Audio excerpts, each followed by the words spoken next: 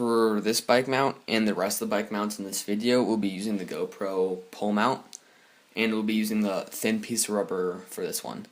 So when we put the GoPro Pole Mount on, we're going to want to attach it to the back pole that connects your back tire to the rest of the frame of the bike. We're going to want to do this opposite of the pole that holds the chain. And when you do this, we're going to make sure that the nut is on the inside of the pole and that the bolt is on the outside of the pole. Just because if you have it reversed, then the bolt will be chipped away by the spokes on the tire. Depending on what sport you're going to be doing, mountain biking, for example, that's a high shock impact on the bike, and it's going to move your GoPro back and forth, and it's going to be tilting it downward slower and slower. And so if you're doing some high impact sport with your bike, you're going to want to turn the entire thing just upside down, so then it can't really move around a whole lot. But if you're doing some smooth thing like cycling, you can just turn it upwards. This is going to be the view you get, and it's a pretty nice shot. Next mount we're going to be doing is the mount that you use the back pole or the back seat post pole of your seat. So I had to remove the reflector for this one. You can also just move your seat post up a little bit.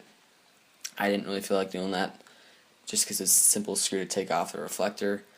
Doesn't matter how you put this on. I also use the thin piece of rubber for this one just because it grips it better. Again, it depends on how thick your pole is.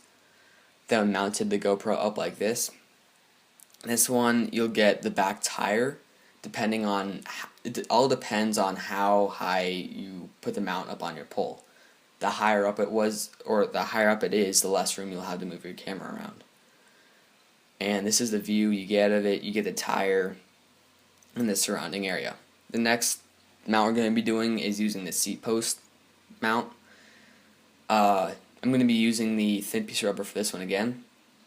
And you'll need another actual piece. This one doesn't come with a bike post or bike mount.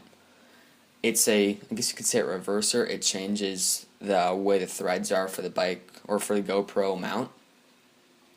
So you're going to mount this on a flat spot on your handlebars, and then you're going to want to attach this, I guess, reverser thing, and then screw that in. Again, it'll raise an inch, so this will be kind of high up on your bike.